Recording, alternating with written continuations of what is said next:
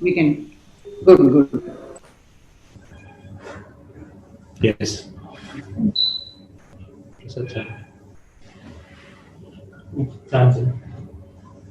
So can you share the slides again? We can no longer see your slides, sir. Yeah, I stopped it. Right? Yes, sir. Yeah, we can see. Please proceed, sir.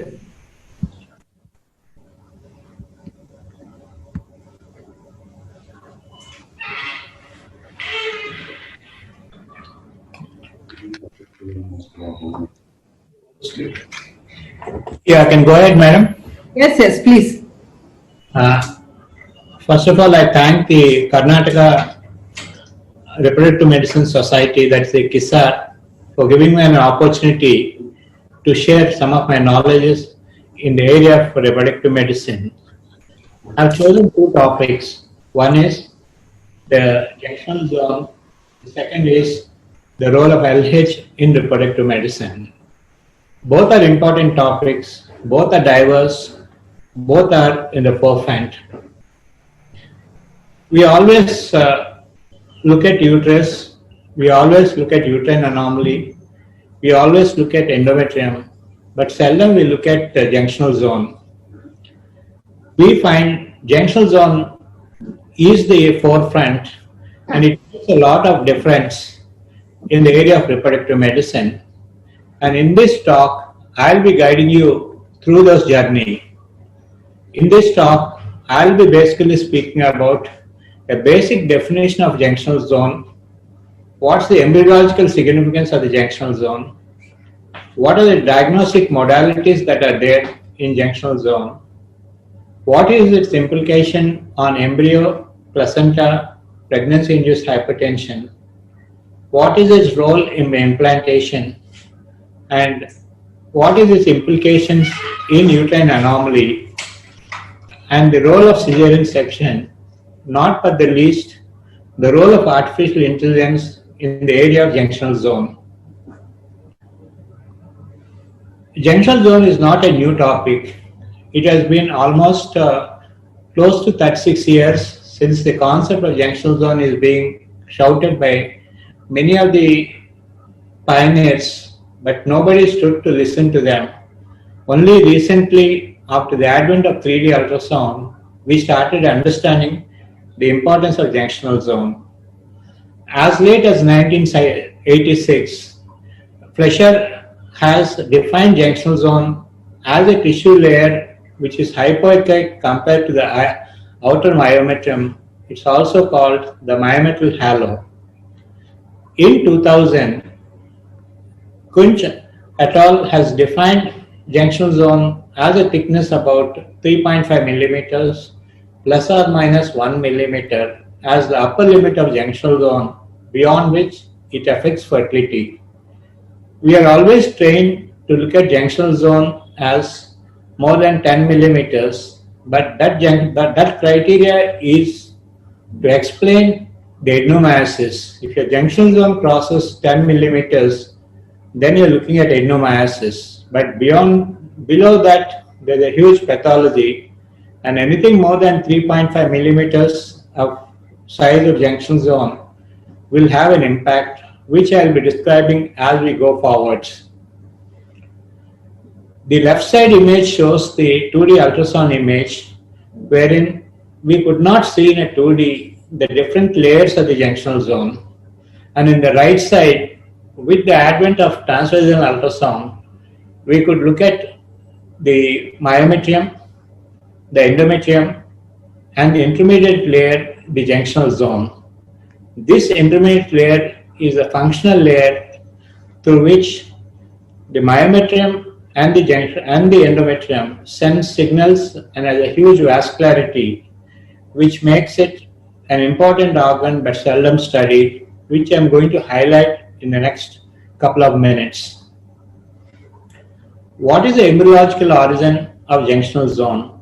This subendometrial myometrium is thought to originate from the paramesonephric ducts, and the bulk of the outer myometrium forms from the non-paramesometric mesenchymal tissue. And this was elaborated in a publication in Human Reproduction in 1999 by Noah et al., and they could show that both by the MRI and by the immunohistochemistry study that this layer is a unique layer. I'll be coming into that point why it's a unique layer. As you see this figure, the paramesonephric duct or the Mullerian ducts form the key area in the developmental of the uterus. The red area is the paramesonephric duct and the green area is the Wolffian duct, which disappear as they develop.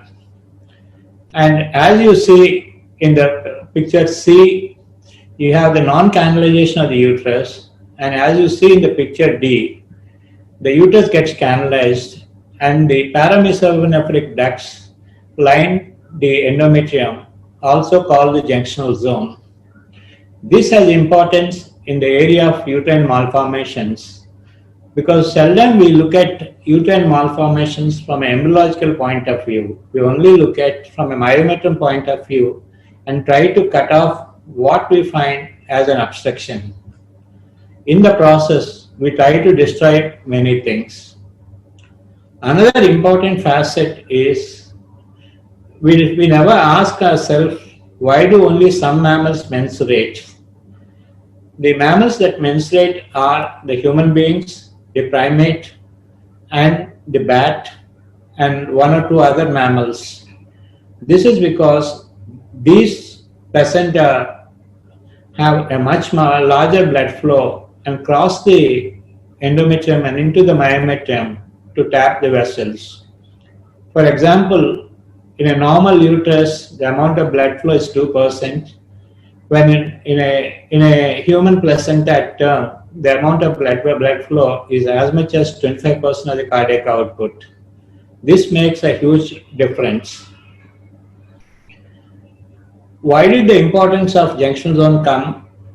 Earlier years, MRI, which is shown in the left picture, with the small arrow showing the endometrium, the medium arrow showing the junctional zone, and the larger arrow showing the myometrium. Since our access to MRI was quite difficult and it's being quite expensive, we did not use it as a routine tool. But with the advent of 3D ultrasound, you're seeing the endometrium, you're seeing the myometrium and the junctional zone.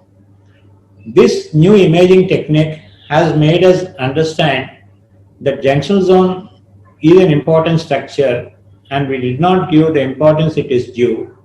And even in histopathology, the amount of muscular layer that is present in the junctional zone is very scanty compared to the rest of the myometrium. And hence, it's a distinct entity from the endometrium and the myometrium. The architecture of the uterus looks like this, and when you look at the junctional zone image, the left side image is a 2D image wherein you can see a myometrium, you can see an endometrium, and most of the time we always keep arguing what is 10 millimeters, 8 millimeters or 6 millimeters, but seldom look at this area of hypoic area called junctional zone because it plays a key role in implantation and in many health conditions of the woman. With the advent of 3D ultrasound, this hypoic area is making us understand the role of junctional zone. Junctional zone is composed of less amount of muscle fibers, and these muscle fibers are larger in size, have larger nuclei, making it hypoechoic in its imaging. Here is another image of the junctional zone where you can see the junctional zone as I am pointing my arrow. And here in the left side image of 2D, you just find a triple line, but you won't be able to identify the junctional zone. So the role of junctional zone after the advent of 3D ultrasound has completely changed the evaluation of the uterus. The next thing is the junctional zone are has a highly vascular structure through which the blood vessels go into the endometrium. And the junctional zone vascularity makes a lot of difference, and we are just beginning to understand and study the junctional zone of the vascular of the endometrium, of the vascularity of the junctional zone. These implications are in the assessment of the endometrium, in the assessment of pre-implantation of pregnancy-induced hypertension, where there is an abnormality of the junctional zone and the vascularity, where the spiral vessels do not undergo the desired amount of dilatation and in turn produce pregnancy-induced hypertension. And the further implications are in the area of endometrial carcinoma. If your myometrium infiltration crosses the junctional zone, the possibility of having a lymph node possibility in endometrial carcinoma is high. So the implications of junctional zone studies in future will be in the area of implantation, in the area of pregnancy-induced hypertension, and in the area of endometrial carcinoma. Here is another image where you are seeing the junctional zone,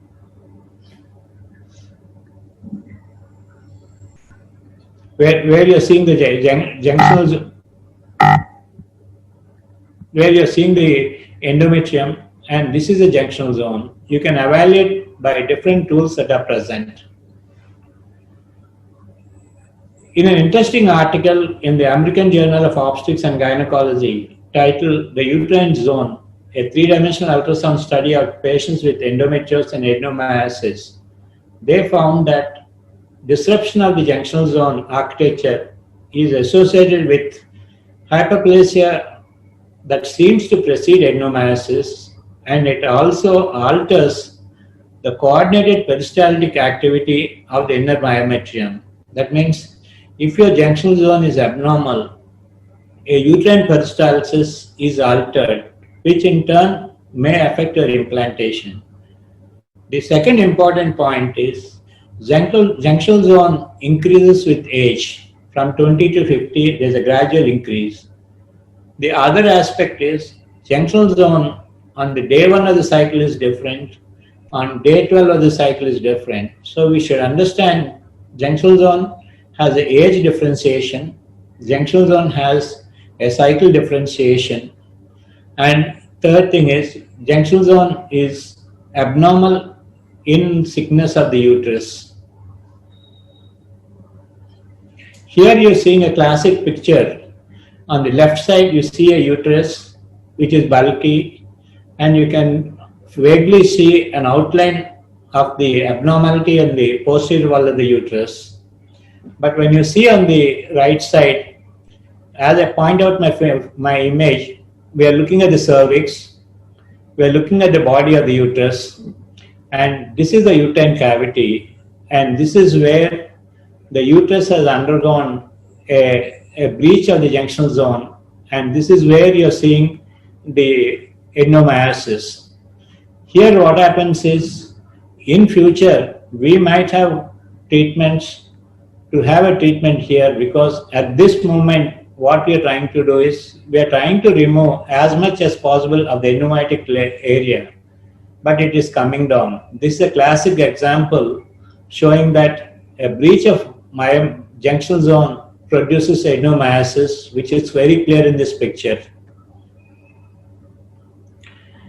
These disturbances of junctional zone can produce an injury, and multiple injury can alter the COX estradiol pathway, which will in turn increase the angiogenesis proliferation and then produce augmented hyperperistalsis. What are the implications of junctional zone abnormality? In the mouse experimentation, when the junctional zone is abnormal, they found that there is an increase in the interleukin production, which in turn increases the thickness of the junctional zone, and it impairs the gestational capacity. In patients undergoing assisted reproduction technique, thickening of the junctional zone is a negative predictor of implantation. And in the earlier years, women exposed to diethylstilbestrol had altered thickening of the junctional zone. These are some of the evidence we have in history. A little about the workers who did good amount of work in the junctional zone. Bronson et al. From the last 30 years has kept on publishing the importance of junctional zone. Initially, he studied junctional zone through the MRI, subsequently studied the histopathology, and now moved into the uterus. And one should read his papers to understand the importance of junctional zone. And he, in the earlier years, was able to say the impact of adenomyosis. Now, in his recent papers, he is able to say the impact of junctional zone abnormality in implantation and in the area of repeat persistent failure. This is a classic publication which one should read. This is from the Human Reproduction Update, where the article title name is Junctional Zone and Enigma, where they clearly define the role of junctional zone, and in one of the slides they have described the implications of junctional zone on the placenta and in turn on the area of preeclampsia. Here in the left side corner, you are seeing the radial vessels, the spiral vessels, and in the normal situation, these vessels increase in size. But when there is a junctional zone abnormality, the radial and the basal artery and part of the spiral artery do not undergo dilatation. Hence, the implication of junctional zone is there both in the area of implantation and also in the area of pregnancy-induced hypertension. Here in this slide, you are seeing the dilatation, but we have been all the years looking at only the uterine artery, but never the radial or the spiral arteries in assessment of the blood flows. We should start looking at the spiral vessel blood flow in relation to radial artery and in relation to uterine artery to get a complete picture. In the Doppler studies which we do in pregnancy, we only see the blood flows here and try to look at the pattern, but seldom look at this point and at this point to identify the early changes which might hamper the implantation. When it comes to assisted reproduction, we need three things: a good sperm, a good oocyte which should reproduce a good embryo, a good receptive endometrium, of which endometrial receptivity is one component, junctional zone is the second component, and the fourth component is a good embryo transfer. In 2019, we did a study along with Samson in predicting the implantation success using junctional zone assessment in assisted reproduction. In this study, what we did was we serially measured the junctional zone from day 1 to day 10 and also the endometrial thickness of the same patients, and the conclusions were junctional zone changes throughout the stimulation cycle, and there is a difference of junctional zone in the pregnant and the non-pregnant women, and the sensitivity of the junctional zone may predict implantation success, which I'll be able to explain in the next slide. When we take a junctional zone, we measure all the three planes, the right, the fundus, and the left. And in this study, what we did was, as the stimulation happened, from day 3, we started measuring the junctional zone and the endometrium throughout the cycle, and we were in for some surprises. This slide shows the endometrial thickness from day 1 to day 14. The red line reflects the pregnancy and the blue line reflects the non-pregnant. And in endometrium, it's not a predictor whether whatever the endometrium is, it does not differentiate between a pregnant and a non-pregnant. When you see this slide, the average junctional zone thickness, as the days go by, it is increasing. The orange line is the non-pregnant, the orange line is the pregnant, and the blue line is non-pregnant. And you see that this line is much lesser than the pregnant woman. And the cutoff levels are 2.6 millimeters at the time of HCG in the pregnant group and 3.3 in the non-pregnant group. And what we were surprised was this tendency has started much from the third day, this difference. The practice we are doing at this point was, if the junctional zone is very high, then we are trying to plan the embryo transfer in the subsequent cycle only in selected groups, but not in every group. Whereas when the junctional zone is normal in this pattern, we do the embryo transfer. We do not routinely plan frozen embryo transfer for every patient. Only in selected patients we do a frozen embryo transfer instead of a fresh cycle. A further example of this thing is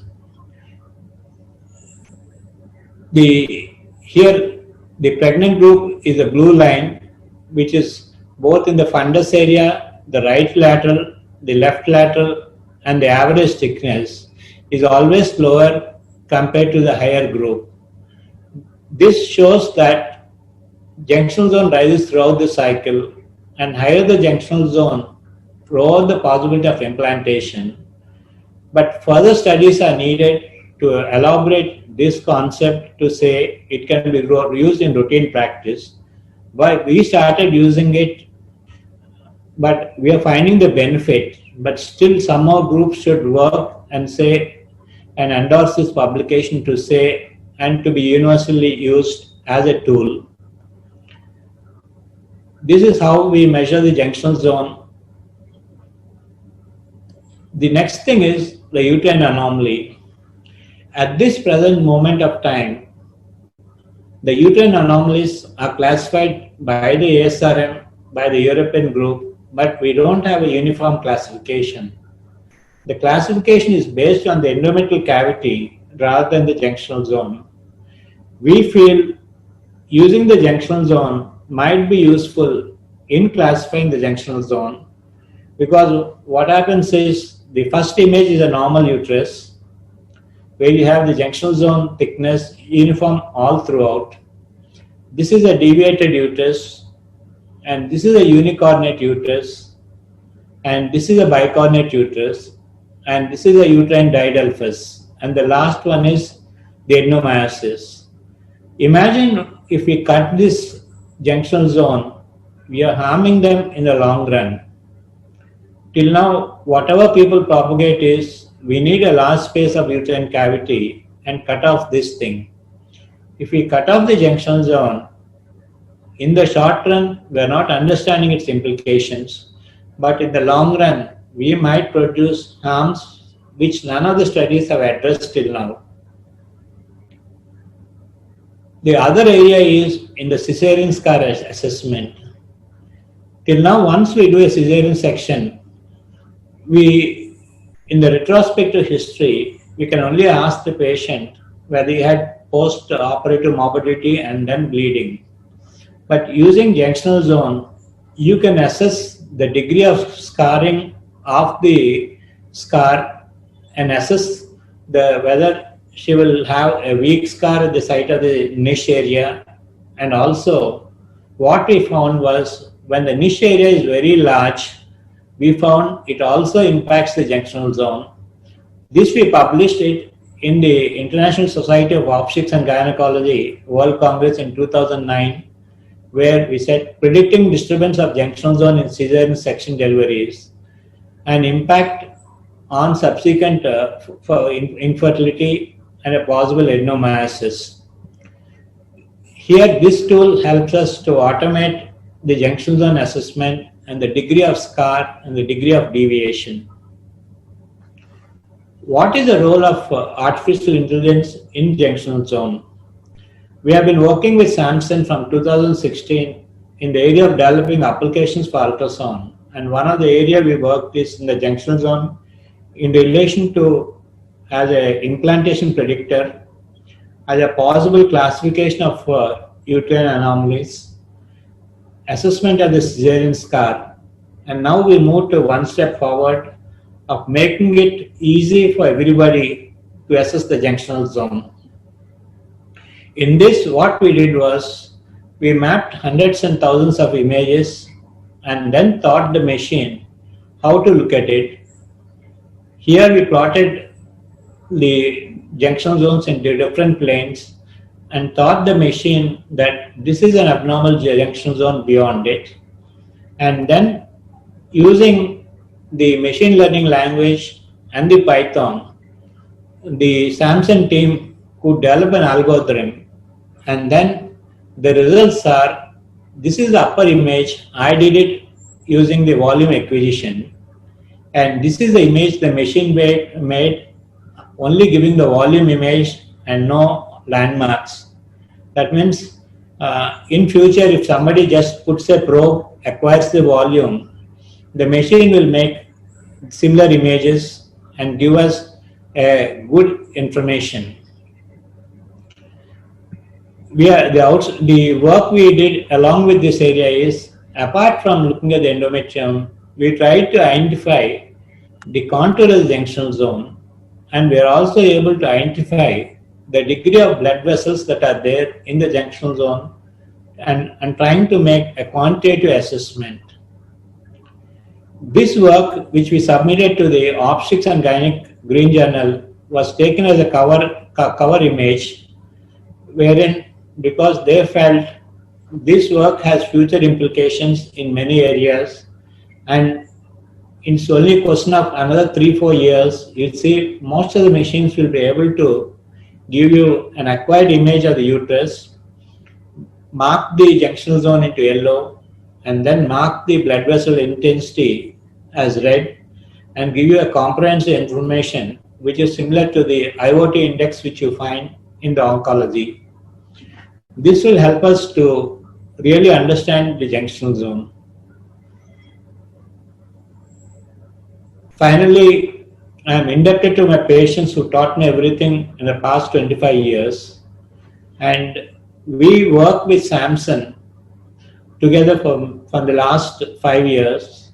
And I encourage all the junior members of the society to look at translational research, go and look out and see other technologies and people who are working, so that you're able to develop cross-functional research which will solve many problems. The conclusions of this lecture is, junctional zone has an importance. You should start learning to take junctional zone using 3D. You should analyze junctional zone in relation to implantation failure, in relation to uterine anomalies, in relation to pregnancy-induced hypertension, and also understand that the future of junctional zone might be in the area of endometrial carcinoma also.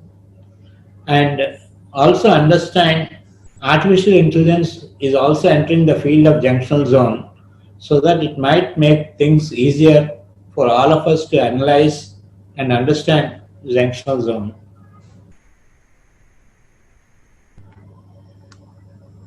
I thank one and all, and I'm open for questions. Thank you, sir. Am I audible? Yeah. I have given a broad outline of the lecture so that there will be many questions, so that I'll be able to answer them. Sure, sir. So thank you, sir, for the enlightening talk. It was brilliant. I mean, I did a lot of reading after deciding on this topic, but I didn't come across so many pictures. It's amazing, sir. I'm really impressed that so much of advancement, artificial intelligence to predict implantation. Brilliant. This is really, really amazing. We're so glad we have you here today. And at this, of course, I must mention to the audience also, I mentioned this to you earlier, that you yourself have been an enigma to us, and we are so impressed and so honored to have you with us. We have a few questions from the audience.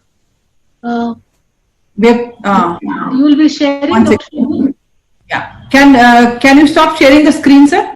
Yeah. I think I stopped sharing.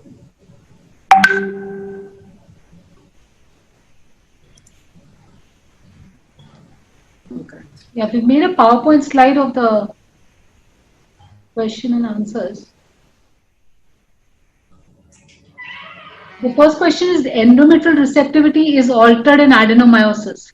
So do you advocate endometrial receptivity array, that is ERA for women with RIF and adenomyosis? So what is your opinion about ERA, sir? ERA is all about endometrium, and ERA is about at that moment of time. And one of the things that keeps on bothering me about ERA is, if it is done in the particular cycle, it's worthwhile. If it is done in a previous cycle, I have my own doubts about its efficiency. And ERA should be practiced in a facility where you get the report immediately so that you use it in that cycle. Whether the endometrium is receptive, you do the transfer. If the endometrium is not receptive, plan another cycle. The second thing is, there are ERA has its own limitations. Its negative predictability is very less, but its positive predictability is good. But when you are using that information in the next cycle, I am not sure what's the relevance of its negative predictability in the next cycle. They do claim that it's consistent. The ERA report in subsequent cycles also is consistent. That is what the claim is from the. One thing is, ERA information is for that particular cycle, and if ERA is abnormal, we manipulate certain things and make it good in the next cycle. Then that means things are changing in the next cycle. Okay. Yeah. Okay. And I'm saying is, ERA is a wonderful tool, but its relevance is in that particular cycle, you get the best value. So can I just interject? So you don't use it, is that correct? I mean, in most of your patients, or do you use it as the last resort tool? I studied the and I also studied the European group, which have also produced some genes. If I had it in Vizag or in Hyderabad, where I get the report tomorrow, then I'll use it. Otherwise, the answer is no. Okay. Okay. So the next question is, will ultra-long down-regulation protocol help in improving ART outcome in adenomyosis? There are two things for this. For many years, practically 90% of my work is long protocol. And in adenomyosis, the literature says in adenomyosis and endometriosis, long protocol gives a better result. The reason is it decreases the volume of the uterus in adenomyosis. Our protocol is, if you have a 200 ml uterus, we give GnRH so that we bring down the uterus volume to less than 150 ml and then only start the stimulation. I don't have any scientific proof to prove that this is an ideal way, but that is what we do. We try to, if the endometrial volume is less than 150 ml, we use any protocol the patient requests. When it's more than 150 ml, we insist that they take 2 doses of GnRH and see that the endometrial volume comes down. Then do a histoscopy and see that the anterior wall or the posterior wall is not grossly abnormal before we take them for IVF. I'm not sure whether this question is very relevant, but then I'm seizing this opportunity to ask you, have you looked at the, in adenomyosis, of course, you said that the junctional zone is going to be disturbed. Is that correct? Yes. Yeah. So when you do a down regulation and an ultra long down regulation, have you found any difference in that? You talked about the volume of the adenomyosis and the uterine volume coming down. So is there any effect on that junctional zone, or is there nothing like that? There is a slight effect, but what happens is we also use the histoscopy to assess after the downregulation to look at the number of openings that are there in the anterior or the posterior wall, and if there are a significant number of abnormal endometrial pattern, I expect less pregnancy rate, and I discuss with the patient that look, we have a lower prognosis, but when the pathology is low, if I do a surgery, I have a window period of 2 years, by which time the adenomyosis comes back. And there, I'm looking at a situation where if I go up front and do a surgery, I give a time limit of only 2 years before the adenomyosis comes back. If I don't do a surgery, I need more number of embryos and more number of cycles to get a pregnancy. So it's a balance between those two in consultation with the patient. I don't think I answered your question perfectly.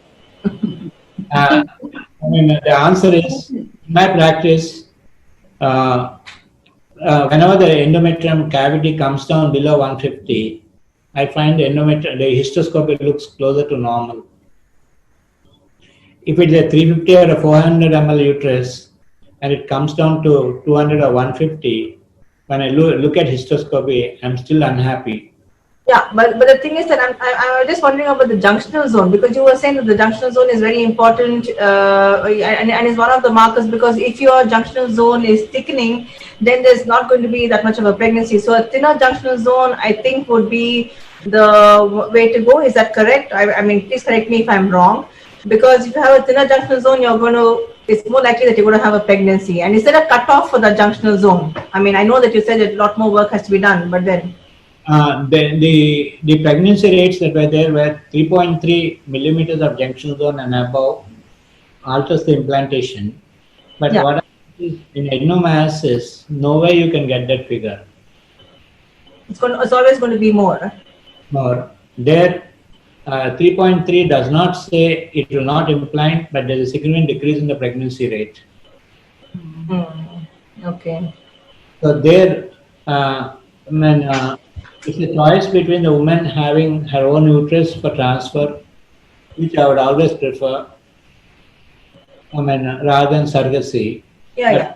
You tell them you have a higher chance of premature delivery and higher chance of antepartum hemorrhage.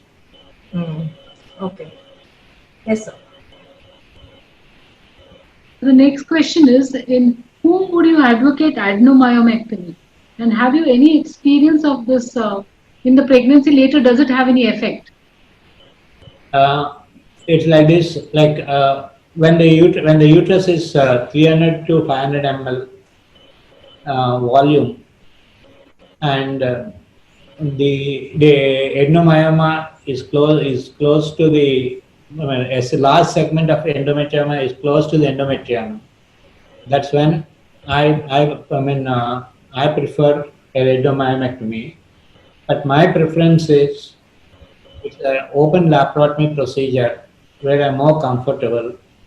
But if the patient insists that I want a laparoscopy, then I would suggest them to go to Kurian Joseph, whose suturing skills are far superior. Like any great endoscopic surgeon will do a better job. But my personal preference, if the patient leaves me a choice for everything, I would prefer an open adenomyomectomy, so that my suturing is far superior in relation to that situation. I might be biased in this situation. And it's more for a localized adenomyoma rather than a diffuse adenomyoma? Is that correct? Both. I use the flap technique, the double blue-breasted technique to cover the endometrium, which is the large adenomyoma. There, we do a preoperative preparation with downregulation for GnRH for 3 months, and then only go for the surgery. But I tell the patient that we have a window period of 2 years, and we have to wait for 12 to 16 weeks before we plan the first cycle. And I don't want any gap, and you should assure me 2 or 3 cycles before we say call it a day. Yeah. It's important. Then there's always a risk of rupture in pregnancy, sir. Isn't that correct with an adenomyomectomy? Yes, but what happens is, luckily we did not have it, but the answer is yes. So if you do an adenomyomectomy and you want to, she gets pregnant, and so when would you deliver her? Approximately, if she's going on all right, maybe an early delivery would be the way. Is that correct? Early delivery. What we're doing is, in couple of situations, we are doing an MRI in the beginning of the pregnancy, and then discussing with my radiology colleague whether he can look at the uterine muscle architecture in relation to the weakening area to the first MRI, where I insist them to keep the MRI films on the hard disk so that we can compare these two things.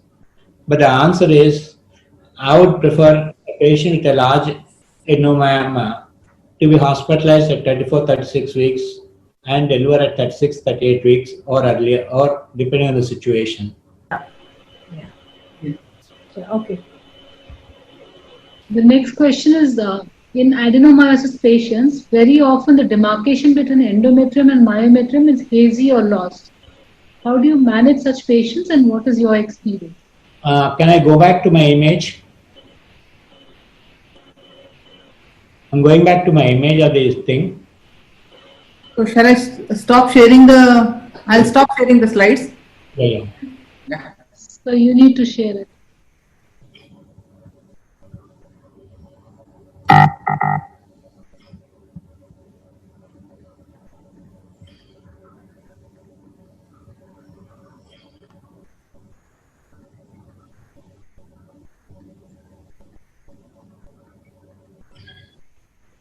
Here what happens is, here it looks as if your whole uterus is changed.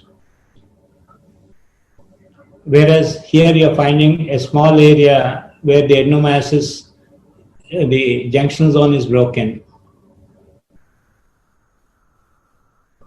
And there, if you have a preoperative assessment like this, then you try to look at for this point and then try to minimize the damage to the endometrial cavity as much as possible.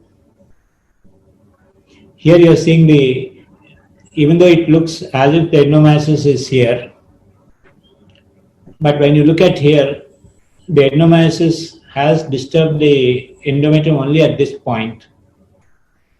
So when I do a surgery, if I have this image in front of me, it makes things little more better in preserving or disturbing the endometrial cavity to a far little extent.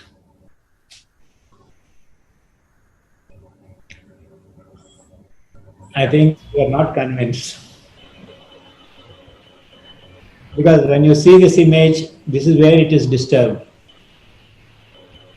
Here, when you see this image, you find a whole area that is disturbed. So this image is better than this image when you're operating. These are such fantastic images, and what kind of a machine is this? In my hospital, I hit my head. I'll never get this kind of an image. Yeah. The problem is So the management is the same, the surgery is the same. You remove the entire adenomyoma.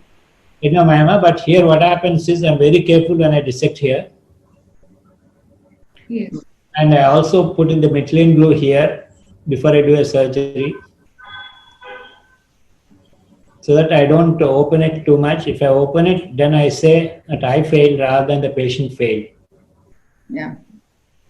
And here what happens is, one other thing is, we never tell our radiologists what we want and how good the image should be, and we accept whatever images they give. They don't know also what we want. What are we looking for? That answer is not of much help, sir. Yeah.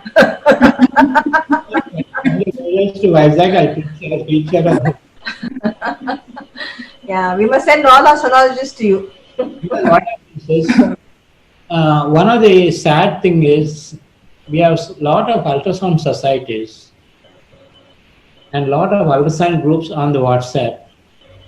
but no one speaks about a non-pregnant uterus. We are only bothered about the fetus head and the CNS abnormalities and the cardiac abnormalities. Yeah, true. And we are not going a step before that, the uterus. And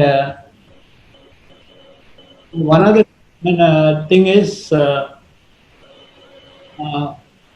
in future, we should be able to look at the uterine blood flows of each of the fibroid and assess the distortion.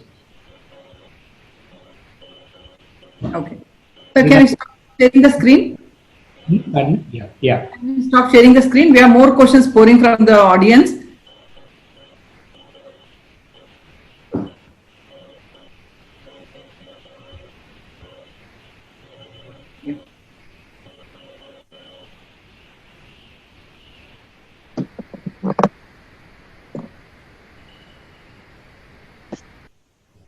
I think you've answered, this question has been answered. The next question, many recurrent IVF patients have adenomyotic large uteri.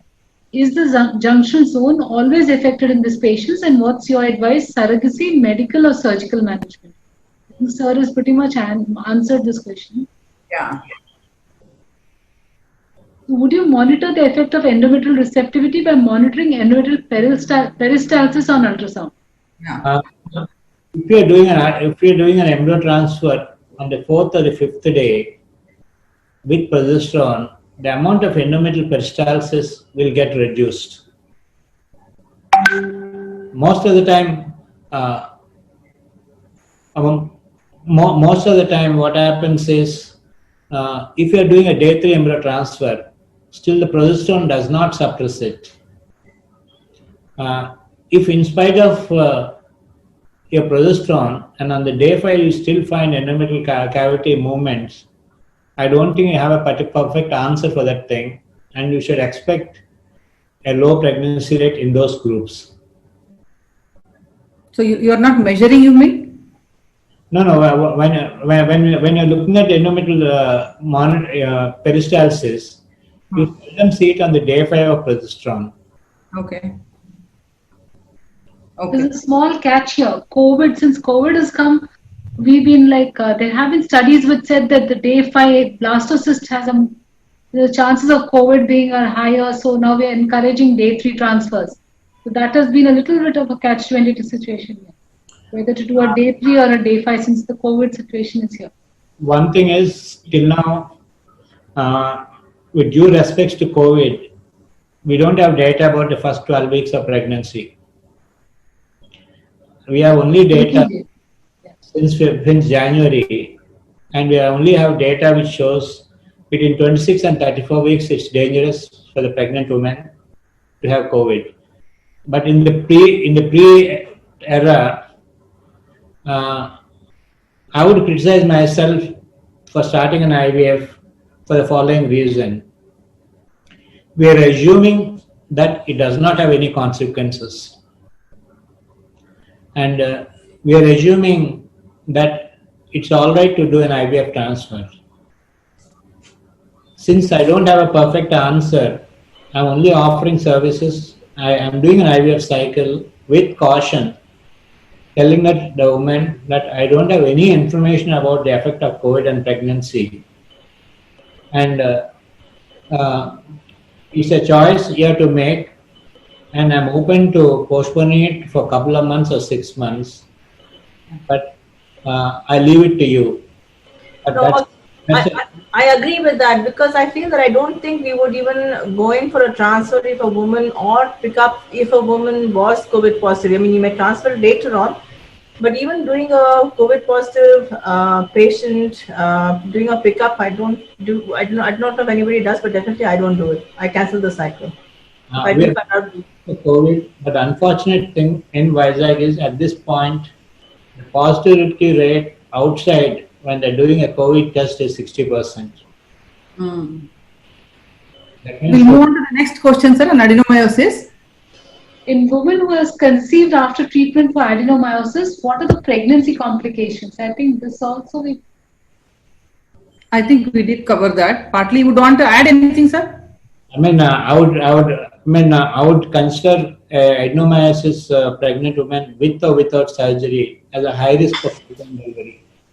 Okay. Which type of adenomyosis has better prognosis, focal or the diffuse one? I don't have a particular knowledge in that focal or diffuse because we didn't classify our group into focal or diffuse when we looked at the result. But assuming it's a focal, the size of the uterus will be much lesser compared to a diffuse adenomyosis. But we have data about the volume of the uterus and IVF outcome, but we don't have a data between focal and diffuse adenomyosis. So your decision for surgery is based on the volume of the uterus. The presence of the adenomyoma, the size of the adenomyoma doesn't matter. It's the volume of the your normal uterus is 30 to 60 ml. And when the adenomyosis makes the uterus double, your myometrium thickness has grossly increased. And there are a couple of papers showing myometrial thickness and IVF outcome. Okay. So do you recommend single embryo transfer in these group of patients? We routinely do till a year back 2 embryo transfer and earlier 3rd embryo transfer. But the advent of time-lapse imaging has made us reduce the number of embryos to 1 or rarely 2. So it depends on the quality of the embryo you have is also an important criteria. In adenomyotic patients, I don't want to have a twins. Exactly. But my selection method earlier was poor, so I used to transfer 2 or rarely 3rd embryo. For the past 1 year, I have reduced it to 1 or rarely 2 embryos.